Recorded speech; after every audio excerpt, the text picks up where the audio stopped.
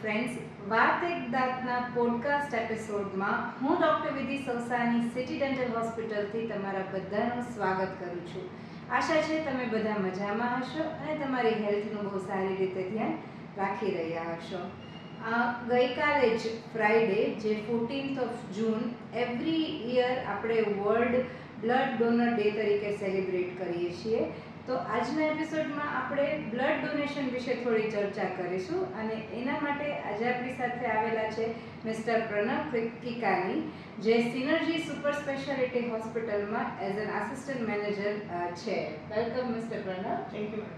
તો સૌથી પહેલાં તો આપણે ફ્રેન્ડ્સ વ્યુઅર્સને જણાવીએ કે બ્લડ ડોનેટ કરવા માટે કાંઈ એલિજિબિલિટી ક્રાઇટેરિયા હોવા જોઈએ, કોણ બ્લડ ડોનેટ કરી શકે, કોણ ના કરી શકે? મેડમ, 18 થી 65 વર્ષ સુધીના ગમે તે મેલ કે ફિમેલ કે જેનું હિમોગ્લોબિન લેવલ 12.5 ગ્રામથી વધારે છે એ લોકો બ્લડ ડોનેટ કરી શકે. અને કોણ ના કરી શકે એ બાબતે વાત કરીએ તો જે લોકોનું હિમોગ્લોબિન 12.5 કરતાં ઓછું છે, જેમનું વેઇટ 45 kgથી ઓછું છે, વધારામાં જે લોકોને લાંબી બીમારી અથવા તો લાઇફસ્ટાઈલની બીમારી જેવી કે HIV છે, TB છે, હેપેટાઇટિસ છે, એ લોકો બ્લડ ડોનેટ ના કરી શકે. વધારામાં females during 4 days blood donate ના કરી શકે. લેક્ટેટિંગ મધર 1 વર્ષ સુધી બ્લડ ડોનેટ ના કરી શકે. આ બધા એના ક્રાઇટેરિયા છે કે જે તમે જ્યારે બ્લડ બેંકમાં જાઓ ત્યારે તમને દરેક વખતે એક ક્વેશ્ચનરી આપશે જ અને એમાં પૂછશે પણ ખરા કે તમે આટલા ક્રાઇટેરિયા ફિટ થાવ છો તો જ તમારું બ્લડ લેશો, બાકી નહીં. બહુ સરસ. તો આપણે કેટલી ફ્રીક્વન્સી, કેટલા ટાઈમ પછી બ્લડ ડોનેટ કરી શકીએ પાછા ફરી?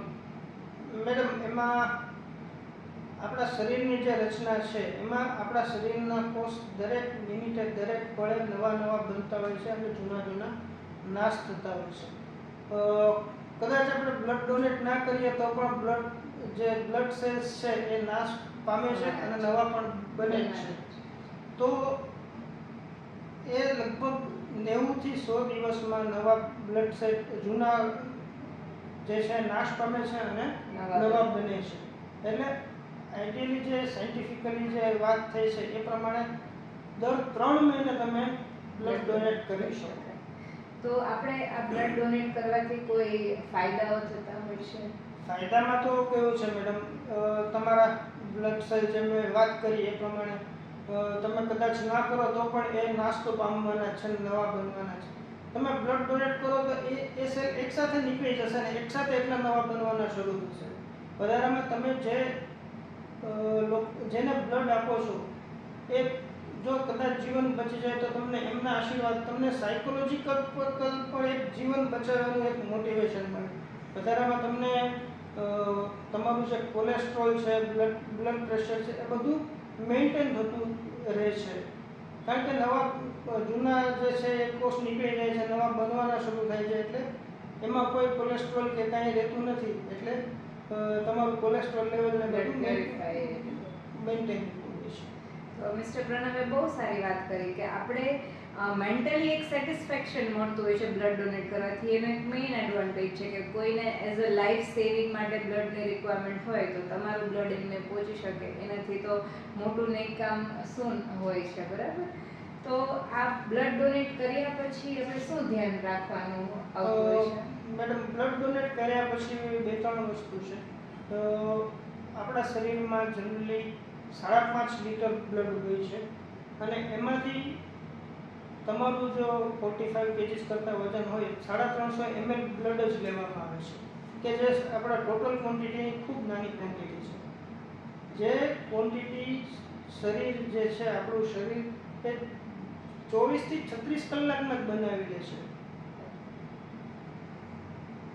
એટલે 24 થી 36 કલાકમાં તમારું જેટલું 5.5 લીટર છે બ્લડ એ એટલું તો બની જ જવાનું છે. પણ એમાં જે મિનરલ્સ ને બધું બનતા છે એ બીજા 3 મહિના લાગે છે.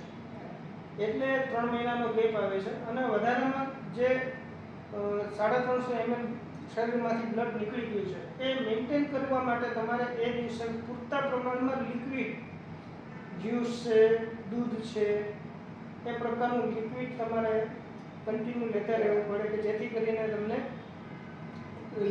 લેવલ મેન્ટેન રહે. વધારામાં તમારે કોઈ હેવી વર્કઆઉટ નહીં કરવાનું, જીમ નહીં કરવાનું, અને તમારી જે પૂરતી નીંદર જે છે એ પૂરતી 6 થી 8 કલાકની તો ઓછામાં ઓછી લેવાની.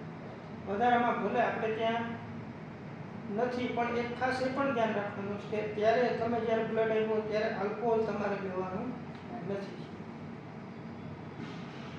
માઇનર જેમ સરે કીધું એમ કે માઇનર વીકનેસ કે ડિઝીનેસ જેવું લાગે તો એના માટે પૂરતો આરામ કરવો, 24 થી 48 કલાક જેવો આરામ કરવો જોઈએ.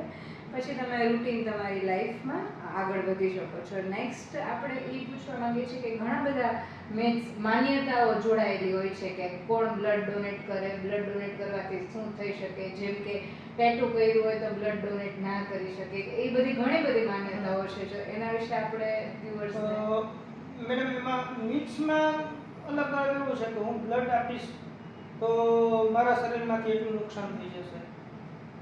નુકસાન નથી થતું, એટલું બ્લડ તમારું બનવાનું જ છે.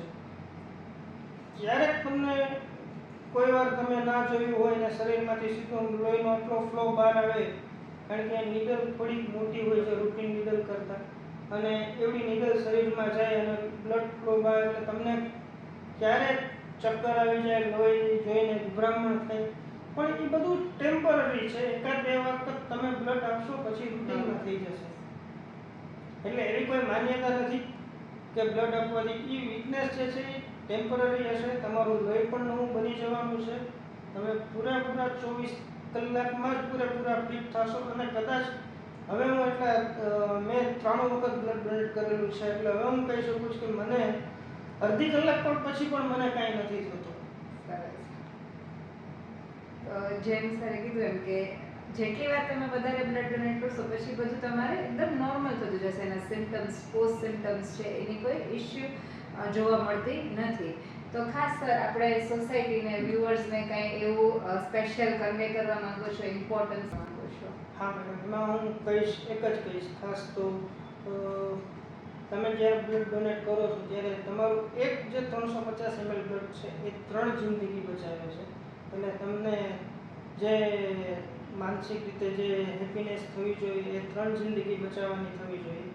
બ્લડ ડોનેશનનું જે સોસાયટીને સાચું મહત્ત્વ સમજાણું એ કોવિડ એરિયામાં સમજાણું છે કે જ્યારે પ્લાઝમા માટે કોવિડ થયેલા પેશન્ટની રાહ જોતા કે ભાઈ ક્યારે આને કોવિડ થઈ ગયો છે, 14 દિવસ ક્યારે પૂરા થાય અને એનું પ્લાઝમા છે.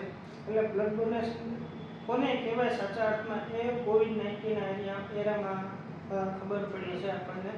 અને વધારામાં બીજું એક ખાસ કહેવાનું સોસાયટી માટે કે કોઈ પણ બ્લડ બેંક છે બ્લડ વેચતી નથી, એ વહેંચે છે. જે બ્લડ ઇન્વેસ્ટ દરેક કોઈ પણ પ્રોસેસમાં કોઈ સીધું બ્લડ નથી આપી શકાતું. એના માટે એના અલગ અલગ ઇન્વેસ્ટિગેશન હોય છે, જેમ કે HIV છે કે હેપેટાઇટિસ છે કે બીજી કોઈ તમને એવી કોઈ મોટી બીમારી કે કોઈ છે નહીં ને એના માટે દરેકે પ્લસ સામસામું બ્લડ ગ્રુપ મેચ કરવાનું હોય છે. આ બધી પ્રોસેસ માટેનો જે ખર્ચ છે અથવા તો બ્લડની બેગ્સ છે એ બધાનો જે એક્સપેન્સીસ છે એ જ બ્લડ બેંક આપણી આગળથી ચાર્જ કરતી હોય છે. કોઈ બ્લડ બેંક લોહી વેચતી નથી. એટલે ખાસ આ દરેકે મગજમાં રાખવાનું છે કે લોહીનો વેપાર નથી થતો. અને ખાસ અત્યારે દરેક જગ્યાએ જેને કહેવાય કે લોહીની જરૂરિયાત છે. એટલે ખાસ કહેવા માગું છું કે તમારી ઉંમર જો 18 થી 60 વર્ષ વચ્ચે હોય તો તમે ખાસ બ્લડ ડોનેટ કરો અને એક ગુજરાતી જિંદગીને ઉજાગર કરવા માટે તમે નિમિત્ત માત્ર બનો.